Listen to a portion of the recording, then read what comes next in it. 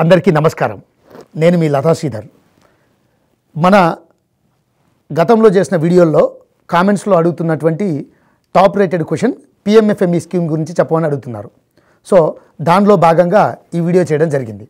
అయితే ఈరోజు ఫుడ్ హోటల్స్లో, ఫుడ్ డిపార్ట్మెంట్స్లో ఒక హోటల్కి ఫుడ్ వండడానికి కావాల్సినటువంటి ముడి సరుకుల దగ్గర నుంచి వెళ్ళి ప్రాసెసింగ్ ఫుడ్ ఐటమ్స్ వరకు అందించే ఫుడ్ రిలేటెడ్ బిజినెస్లు ఎన్నో ఉన్నాయి. వీళ్ళందరూ వాళ్ళకి ఒక హ్యాండ్ హోల్డింగ్ సపోర్ట్ లేక, ఒక చేయితనిచ్చేవారు లేక చాలామంది వ్యాపారాల్లోంచి ఆత్మహత్యలు చేసుకున్న వాళ్ళని కూడా చాలా చోట్ల చూసాం మనం. వీళ్ళందరినీ ఆదుకోవాలనే ఒక మంచి లక్ష్యంతో మాఫ్పి, MOFPI, ministry of food processing industries వారి కోసం పెట్టినటువంటి స్కీమ్ PMFME, ప్రధానమంత్రి formalisation of food manufacturing enterprises కోసం తయారు చేసినటువంటి స్కీమ్ PMFME. ఈ PMFME స్కీమ్లో భాగంగా RBIలో ఉన్నటువంటి అన్ని బ్యాంకుల్లో ₹1,00,00,000 నుంచి 10 కోట్ల వరకు, అవునండి మీరు వినేది నిజమే, ₹1,00,00,000 నుంచి 10 కోట్ల రూపాయల వరకు ఈరోజు లోన్స్ పొందే అవకాశం ప్రతి బ్యాంకులో ఉంది. దీని గురించి తెలియక ఈరోజు ఫుడ్ రంగంలో చాలామంది ఇబ్బందులు పడుతున్నారు. ఫుడ్ ఇండస్ట్రీకి మీరు ఏ సప్లై ఇచ్చేవారైనా ఈ ప్రాజెక్టుకి మీరు అర్హులే. బియ్యం పండిస్తున్నారా? ఆ పండించిన బియ్యాన్ని మీరు ఆడిస్తారా? రైస్ మిల్స్ అంటాం. అట్లా ఫుడ్ని ముడి సరుకు నుంచి వెళ్ళి ఎవాల్యుయేషన్ చేసేవాళ్ళు ఉంటారు.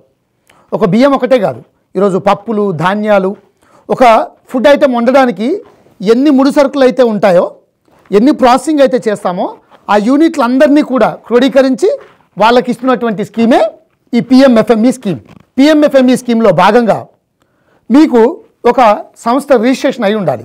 అది డిస్ట్రిక్ట్ రిజిస్ట్రేషన్స్ యాక్ట్ కింద మీరు ఒక ఫర్మ్ రిజిస్ట్రేషన్ అయి ఉండొచ్చు, పార్ట్నర్షిప్ ఫర్మ్ రిజిస్ట్రేషన్ అయి ఉండొచ్చు, లేదా ministry of corporate affairs MCA వారి ఆధ్వర్యంలో సెక్షన్ 8 కంపెనీ అయి ఉండొచ్చు. ఒకే పర్సన్గా నిర్మించినటువంటి OPC, 1 person company private limited అయి ఉండొచ్చు, లేదా 2 నుంచి 200 మంది డైరెక్టర్లు ఉన్నటువంటి ప్రైవేట్ లిమిటెడ్ కంపెనీ కూడా అయి ఉండొచ్చు.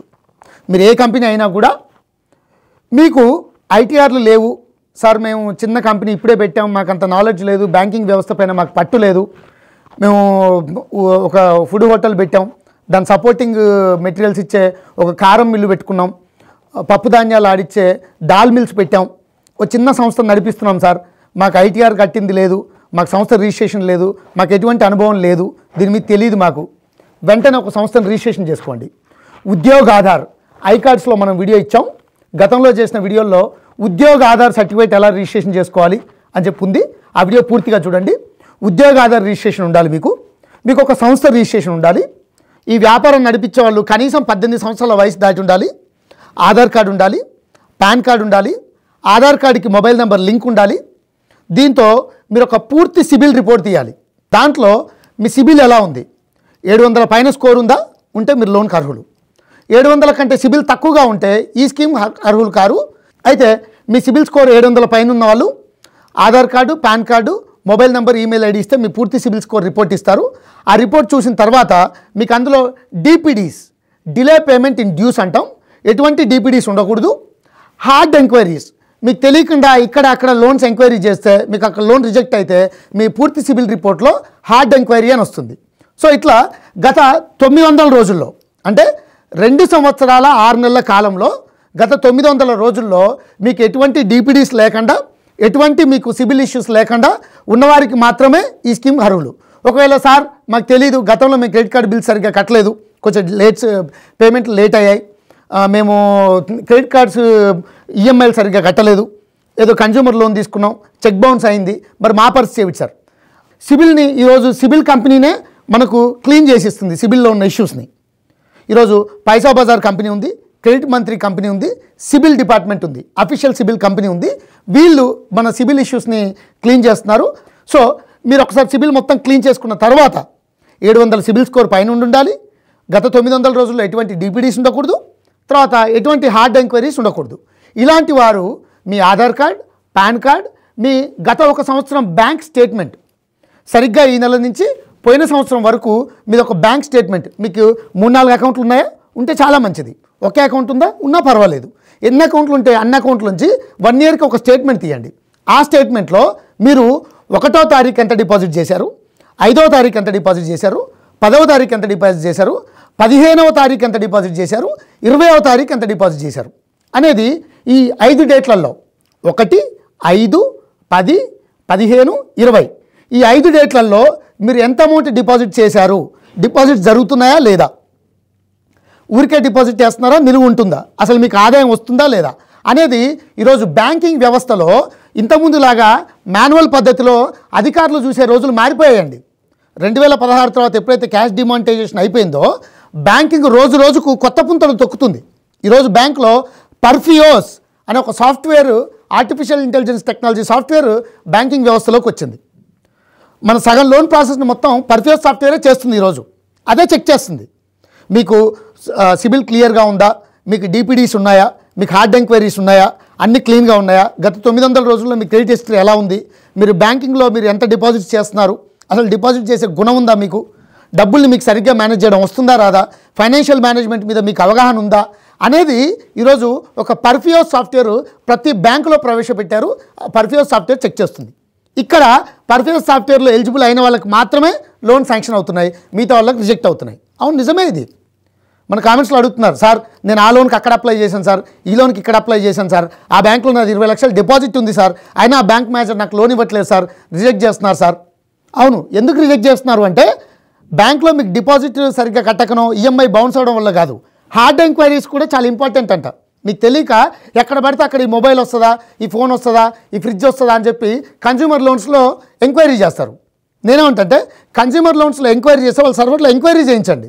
అప్లికేషన్ కొట్టి సబ్మిట్ చేశాక మీరు ఆ డివైస్ వద్దంటే అది క్యాన్సిల్ చేస్తే గత 900 రోజుల ఫుల్ సిబిల్ రిపోర్టులో మనకి ఒక హార్డ్ ఎంక్వైరీ స్టార్ట్ అవుతుంది. ఈరోజు మన దగ్గరకు వచ్చే ప్రతి కస్టమర్కి 848 ఉంది. ఆయనకి స్కోరు, సిబిల్ స్కోర్ ఒక వ్యక్తికి 848 ఉంది. ఆయన ఐటీఆర్లు చక్కగా కడతాడు.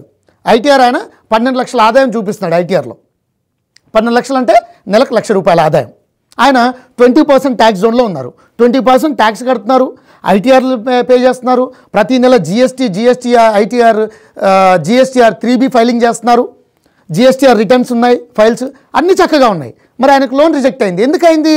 డిపిడీస్, 1 డిపిడీస్, 2 హార్డ్ ఎంక్వైరీస్. ఆయనకి 28 హార్డ్ ఎంక్వైరీస్ ఉన్నాయి సిబిల్ రిపోర్ట్లో. సో అందుకని నేను ఏమంటున్నానంటే ఫస్ట్ మనకి సిబిల్ మీద పూర్తి అవగాహన రావాలి, ఫైనాన్షియల్ మేనేజ్మెంట్ మీద పూర్తి అవగాహన రావాలి. సో పిఎంఎఫ్ఎంఈ స్కీమ్లో భాగంగా మీరు ఐటీఆర్లు పే చేయట్లేరు, అప్పుడు మీరు 6 లక్షల ఆదాయం లోపున్నట్టు లెక్క. అప్పుడు సంవత్సరానికి మీకు ఒక 50,000 జీతం వస్తే అప్పుడు మీకు 6 లక్షల ఆదాయం అవుతుంది. 6 లక్షల ఆదాయం లోపున్న వాళ్ళు ఐటీఆర్ పే చేయాల్సిన అవసరం లేదు. ఎందుకంటే ₹1,00,000 నుంచి 5 లక్షలు ఉన్న వాళ్ళకి ఎటువంటి ట్యాక్స్ లేదు. 5 లక్షల నుంచి 10 లక్షలు ఆదాయం ఉన్న వాళ్ళకి ఈరోజు 5% ట్యాక్స్ ఉంది. 10 లక్షల నుంచి 20 లక్షల ఆదాయం ఉన్న వాళ్ళకి 10% ట్యాక్స్ ఉంది. 20 లక్షల నుంచి 30 లక్షల ఆదాయం ఉన్న వాళ్ళకి 20% ట్యాక్స్ జోన్లో ఉంటారు. 30 లక్షలు ఆ పైన సంపాదించే వాళ్ళకి 30% ట్యాక్స్ జోన్ ఉంది. అయితే ఈ ఏ ట్యాక్స్ జోన్లో అయితే ఉంటారో ఆ ట్యాక్స్ చక్కగా కట్టే వాళ్ళకి ఈరోజు బ్యాంకు విరివిగా ఇస్తుంది లోన్. ఎందుకు? మీరు సంపాదించే సంపాదన ₹100 అనుకుందాం. ఇందులో మీ పర్సనల్ ఖర్చుల్ని రికరింగ్ ఛార్జెస్ అంటాం. అంటే మీ ఆదాయం ₹100 అయితే అందులో 50%ని, ఒక 50%ని మీ రికరింగ్ ఛార్జెస్ కింద పక్కకు పెడతాం. అంటే నెలకు 50,000 జీతం ఉంది ఆయనకి, సంవత్సరానికి 6 లక్షల ఆదాయం. ఈయన ఐటీఆర్లో సంవత్సరానికి 6 లక్షల ఆదాయం చూపిస్తున్నాడు. ₹1,00,000 ఇన్సూరెన్స్ కింద పోతుంది, 1,50,000 ఇంటి అద్దెలు, స్కూల్ ఫీజులు వాటి కింద వెళ్ళిపోతున్నాయి. అప్పుడు ఆయన మళ్ళీ ట్యాక్స్ జోన్ 5 లక్షల లోపే వస్తాడు. అప్పుడు ఆయన ట్యాక్స్ కట్టనక్కర్లేదు. సో ఇట్లాంటి వ్యక్తికి మనం నెలకి 50,000 ఇన్కమ్ చూపించినప్పుడు ఈ 50,000లో మొదటి 25,000 ఆయన రికరింగ్ ఖర్చుల కింద పక్కకు పెడతాం. ఈ మిగిలిన 25,000లో ఆయనకి ఈఎంఐ పెడతాం. సో 25,000 ఈఎంఐ, 60 నెలల పాటు duration, loan duration. Business loans maximum 5 సంవత్సరాల వరకే ఉంటాయి ఏ బ్యాంకులో అయినా. సో 5 సంవత్సరాలు నెలకు ఒక ఈఎంఐ చొప్పున మనకు 60 ఈఎంఐలు ఉంటాయి. ఈ 60 ఈఎంఐల్లో నెలకు సుమారు 23,000 నుంచి 26,000 ఒక్కొక్క బ్యాంకులో, ఒక బ్యాంకులో వడ్డీ ఎక్కువ ఉంటుంది, ఒక బ్యాంకులో వడ్డీ తక్కువ ఉంటుంది. అప్రాక్సిమేట్ వాల్యూ చెప్తున్నాను నేను మీకు. సో ఒక 25,000కి దగ్గరలో మీకు ఒక ఈఎంఐ ఉంటుంది. ఎప్పుడు మీ సంపాదన 50,000 ఉంటే అప్పుడు అందులోంచి మీ 50% రికరింగ్ తీసేస్తే మిగిలిన 50% ఏదైతే 25,000 ఉంటుందో దాన్ని మీ ఈఎంఐగా పెడితే మీకు 10 లక్షల వరకు లోన్ వస్తుంది. లేదు సార్ నేను ఐటీఆర్ కడుతున్నా సార్, నేను 30 లక్షల పైన ఉంది సార్ నా ఆదాయం, నాకు చక్కగా ఉంది. బేసిక్గా 30 లక్షలు మీ ఆదాయం ఉంటే అప్పుడు మీ 50% తీసేస్తే మీకు 15 లక్షలు అవుతుంది. అంటే 15 లక్షలు మీ సంవత్సర ఆదాయం అయినప్పుడు అది నెలకి ₹1,00,000 పైన ఉంటుంది. అప్పుడు మనం ₹1,00,000 వరకు బిజినెస్ లోన్కి వెళ్తే మనకు నెలకు పెట్టే ఈఎంఐ 2.5 లక్షల ఈఎంఐ. అంటే అప్పుడు 2.5 లక్షలు ప్రతి నెలకైతే సంవత్సరానికి 30 లక్షలు. 30 లక్షలు మీ ఈఎంఐ. 30 లక్షలు మీ ఈఎంఐ పెట్టాలంటే మీ కనీస సంపాదన 60 లక్షలు ఉండాలి. ఈరోజు ఫుడ్ రంగంలో చేసేవాళ్ళు వాళ్ళ బిజినెస్ మీద ఈజీగా వాళ్ళ టర్న్ ఓవర్ ఒక నెలలో 3 కోట్లు 5 కోట్లు అవుతుంది. పెద్ద పెద్ద వ్యాపారాలు చేసేవాళ్ళు. ఒక కందిపప్పు ఆయన వచ్చారు నా దగ్గరికి మొన్న. కందిపప్పు ఆయన 2 రాష్ట్రాల్లో సుమారు ఆయన నెలకి 30 కోట్ల టర్న్ ఓవర్లో కందిపప్పుని హోటల్స్కి సప్లై చేస్తున్నాడు. మొన్న ఒక పసుపు బ్రాండ్ వచ్చారు, మన ఐకార్డ్లో వీడియో ఉంటుంది. ఆయన సార్ ఈరోజు నేను ఆర్గానిక్ పసుపు ఇన్ఆర్గానిక్ పసుపు 2 పసుపుల్ని నేను తయారు చేస్తున్నాను సార్. ఆర్గానిక్ అయితే రేట్ ఎక్కువ అమ్ముతున్నా, నాన్ ఆర్గానిక్ అయితే రేట్ తక్కువకు అమ్ముతున్నా. నేను ఏ హోటల్ వాళ్ళైనా మాకు పరిచయం చేయండి సార్, 6 నెలలు నేను ఈరోజు పసుపు నేను మీకు క్రెడిట్ ఇస్తా, నాకు 7 నెలల పేమెంట్ ఇవ్వండి అంటున్నాడు. ఆయన కారప్పొడిని కూడా తయారు చేస్తున్నారు. సార్ 6 నెలల తర్వాత నాకు ఇవ్వండి, పసుపు అయితే ఆర్గానిక్ చేయగలం కానీ మిర్చి కారప్పొడి అయితే మేము చేయలేము, అది పురుగు మందులు కొడితేనే పండుతుంది ఈరోజు. సో కారప్పొడి నేను హోటల్స్కి ఇస్తా, 6 మంత్స్ నేను క్రెడిట్ ఇస్తాను, మీకు 7th మంత్ నాకు పేమెంట్ ఇవ్వండి. ఇట్లాంటి వాళ్ళు ఉన్నారు మార్కెట్లో, వీళ్ళందరూ మీకు తోడవుతారు.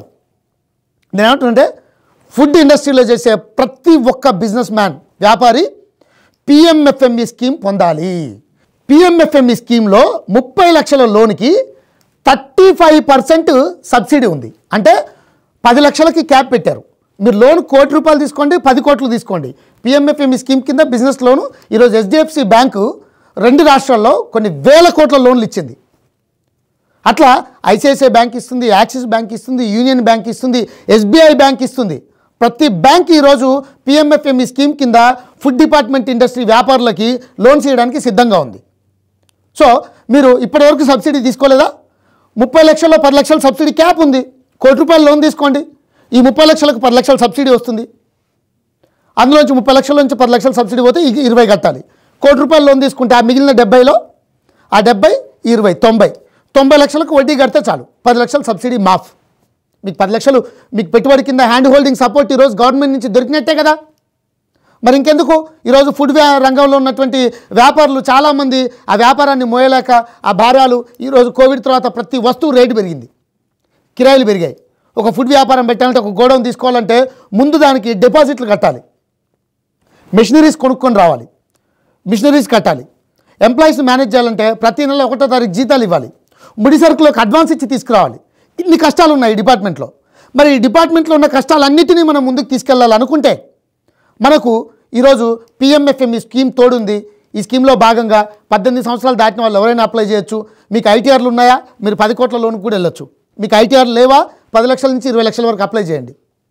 ఇంకా మీకు ఈ స్కీమ్ గురించి పూర్తి వివరాలు కావాలంటే మన ఎక్స్పర్ట్ లోన్ ఆఫీసర్ మీకు పూర్తి గైడ్లైన్స్ ఇస్తారు. ఈ స్కీమ్ డీటెయిల్స్ మొత్తం వీడియోలో డిస్క్రిప్షన్లో మీకు క్లౌడ్ డాక్యుమెంట్ ఇచ్చాం. ఆ క్లౌడ్ డాక్యుమెంట్ ఎప్పటికప్పుడు అప్డేట్ అవుతూ ఉంటుంది. మీరు ఏ డేట్లో చూసినా కూడా ఆ రోజుకి అప్డేటెడ్ ఇన్ఫర్మేషన్ డిస్క్రిప్షన్లో ఉన్న లింక్ ద్వారా మీరు పూర్తి గైడ్లైన్స్ని పొందొచ్చు. ఈ వీడియోని చూస్తున్న ప్రతి ఒక్కరూ మీకున్నటువంటి డౌట్స్ని కామెంట్ రూపంలో రాయండి. మీ సిబిల్ స్కోర్ ఎంత ఉందో సిబిల్ నెంబర్ని ఎంటర్ చేయండి. మీ పేరు మీ జిల్లాని నమోదు చేయండి, ఏ జిల్లా నుంచి మాట్లాడుతున్నారో. గతంలో మీరు ఏదైనా బ్యాంక్కి వెళ్తే ఆ బ్యాంక్లో రిజెక్ట్ అయితే మీకు జరిగిన ఎక్స్పీరియన్స్ని కామెంట్లో రాయండి. నెక్స్ట్ వీడియోలో దాని గురించి ఇంకొక వీడియో చేస్తాం. ఈ వీడియో చూసిన ప్రతి ఒక్కరూ ఈ వీడియోని ఫుడ్ రంగంలో పనిచేసే ప్రతి వ్యాపారికి అందే వరకు ఈ వీడియోని షేర్ చేయండి. మీకున్న ప్రతి డౌట్ని కామెంట్లో రాయండి. ఈ ఛానల్ని తప్పకుండా సబ్స్క్రైబ్ చేయండి. ఇలాంటి వీడియోలు మీకు అలర్ట్స్ రూపంలో వస్తూ ఉంటాయి. ఫుడ్ రంగంలో సంబంధించిన ఒక సిరీస్ మనం స్టార్ట్ చేసాం. ఈ సిరీస్లో ఉన్న వీడియోలు మీకు అప్లోడ్ చేయగానే రావాలంటే వెంటనే మన ఛానల్ని సబ్స్క్రైబ్ చేసి ఆల్ అని సెట్ చేయండి.